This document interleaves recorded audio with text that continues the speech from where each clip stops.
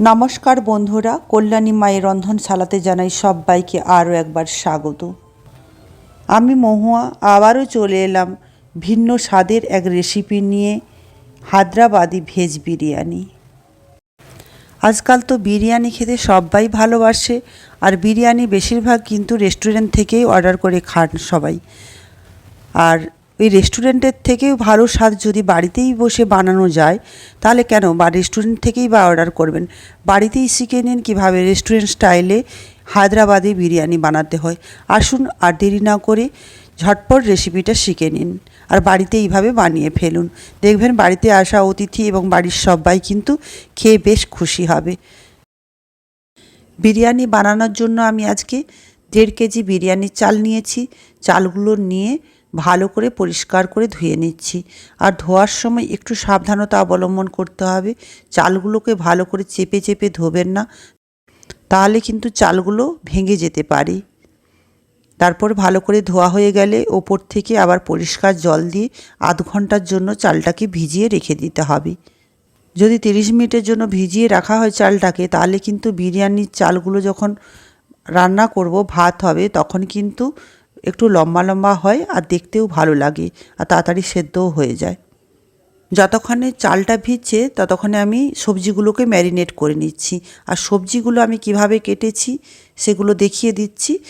আমি আগেই কেটে নিয়েছিলাম, জাস্ট দেখিয়ে দিচ্ছি কিভাবে বড় বড় করে কেটেছি। এইভাবে ঠিক বড় বড় করেই কেটে নেবেন সবজিগুলোকে।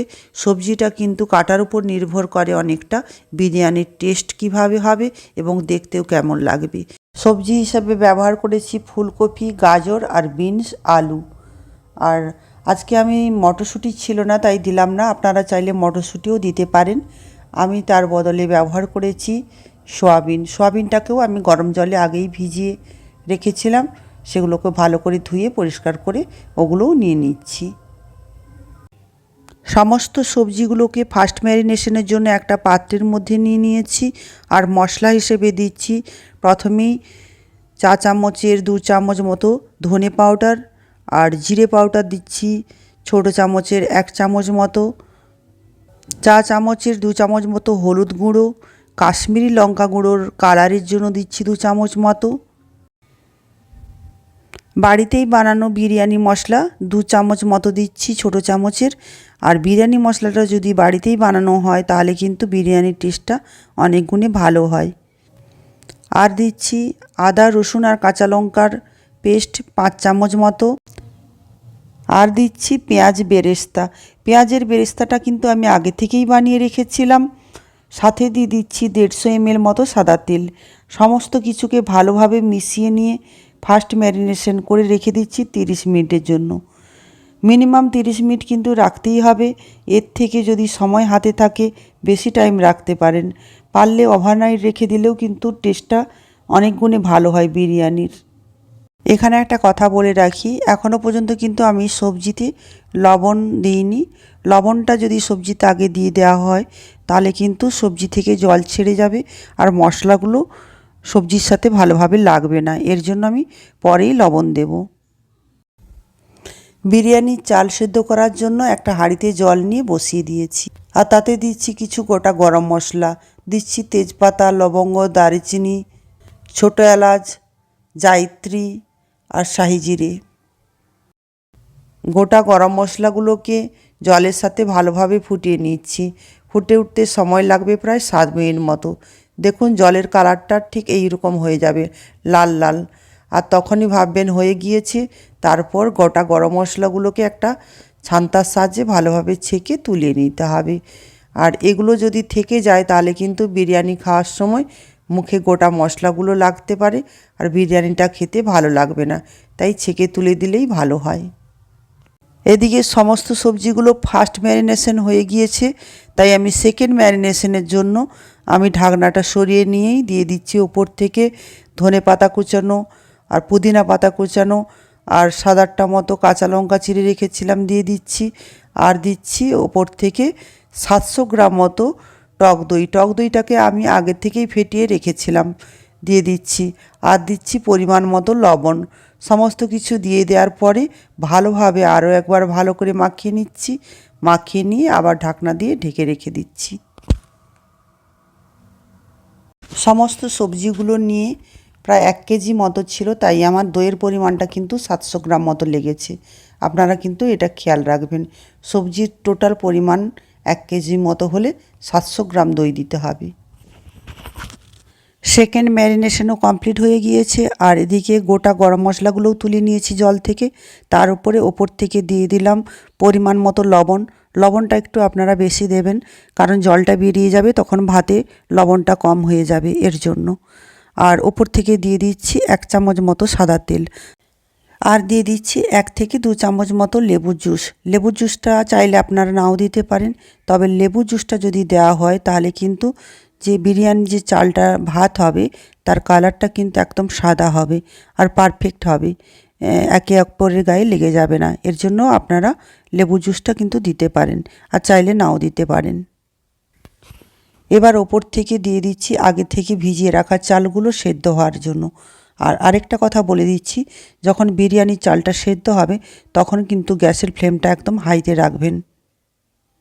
চালগুলো সেদ্ধ হতে কিন্তু হাই ফ্লেমে 6 থেকে 7 মিনিট মতো টাইম লাগবে।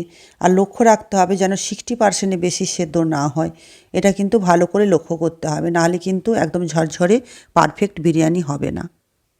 চালটা সেদ্ধ হতে হতেই আমি ম্যারিনেট করা যে সবজিগুলো রেখেছিলাম তাতে দিয়ে দিলাম ওপর থেকে ছোটো চামচে 1.5 চামচ মতো দেশি গাই ঘি।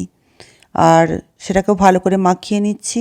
আর একটা পাতিলা রেডি করে নিচ্ছি, বিরিয়ানি বানানো যে পাতিলাটা ব্যবহার করব তাতে সমস্ত সবজিগুলো ঢেলে নিলাম, ভালো করে বিছিয়ে নিয়েছি। এবার ভাতটা প্রায় 60% মতো দেখুন সেদ্ধ হয়ে গিয়েছে। আর এই সময় আমি ভালো করে একটা ছান্তার সাহায্যে ছেঁকে ওই সবজিগুলোর উপরে ভালো করে বিছিয়ে নিচ্ছি। সমস্ত সেদ্ধ চালগুলোকে জল থেকে ছেঁকে তুলে পাতিলাতে ভালোভাবে বিছিয়ে নিলাম। আর এই সময় একটা কথা বলে রাখি, দেখুন চালগুলো কিন্তু এই সময় বেশ কাঁচা কাঁচা লাগছে, কিন্তু কাঁচা লাগলেও পরবর্তীকালে যখন বিরিয়ানিতে দম দেওয়া হবে এগুলো ভালোভাবে সেদ্ধ হয়ে যাবে, তাই এরকম কাঁচা অবস্থাতেই কিন্তু নামিয়ে নিতে হবে। সমস্ত চালগুলো বিছিয়ে নেওয়ার পর এবারে কিন্তু মশলা দেবো ওপর থেকে। আর দিয়ে দিচ্ছি প্রথমেই ধনেপাতা কুচানো, ছোট ছোট করে কেটে রেখেছিলাম পুদিনা পাতা, সেগুলোও দিয়ে দিচ্ছি। তারপর ওপর থেকে দিয়ে দিচ্ছি মশলা। মশলা হিসাবে দিচ্ছি বিরিয়ানি মশলা ছোট চামচে 2 চামচ মতো। পেঁয়াজের বেরেস্তা বানিয়ে রেখেছিলাম আগে থেকেই, সেটাও দিয়ে দিচ্ছি কিছুটা ওপর থেকে। আর বিরিয়ানির কালারটা যাতে খুব সুন্দর হয় আর গন্ধটাও যাতে ভালো হয়, এই জন্য আমি হাফ কাপ মতো গরম দুধের সাথে কিছুটা কেশর, যাকে আমরা স্যাফরন বলি, ভিজিয়ে রেখেছিলাম। আর এই দুধের সাথেই দিয়ে দিয়েছিলাম বড় চামচের 1 চামচ মতো কেওড়া জল আর গোলাপ জল। এই কেশর ভেজানো দুধটাকে আমি বিরিয়ানি চালের উপরে ভালো করে বিছিয়ে দিলাম।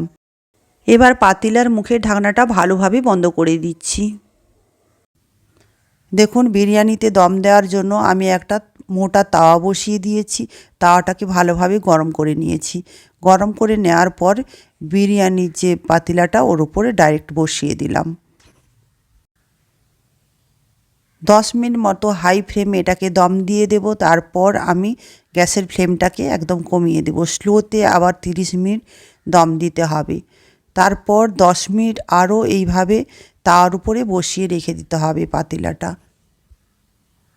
এভাবে গরম তাওয়ার উপরেই পাতিলাটা বসানো আছে, আর আমি ঢাকনাটা সরিয়ে নিচ্ছি দেখুন। আর সরিয়ে নিয়েই আমি ছোটো চামচে 2 চামচ মতো ঘি দিয়ে দিচ্ছি। ঘিটা আগে দিলেও হতো, কিন্তু আমি ভুলে গিয়েছিলাম, তাই পরে দিয়ে আবার ঢাকনাটা বন্ধ করে দিচ্ছি 5 মিনিট মতো। তারপর গরম গরম পরিবেশন করছি। দেখুন বিরিয়ানি কিন্তু খুব সুন্দরভাবে তৈরি হয়েছে, একদম ঝরঝরে, আর কালারটাও খুব সুন্দর হয়েছে। এভাবে কিন্তু আপনারাও বাড়িতে বানিয়ে ফেলতে পারেন, বাড়িতে থাকা সামান্য কিছু উপকরণ দিয়ে খুব সহজ পদ্ধতিতে হায়দ্রাবাদি ভেজ বিরিয়ানি। একবার এভাবে বানিয়ে ফেলুন, দেখুন আশা করছি আপনাদের ভালো লাগবে।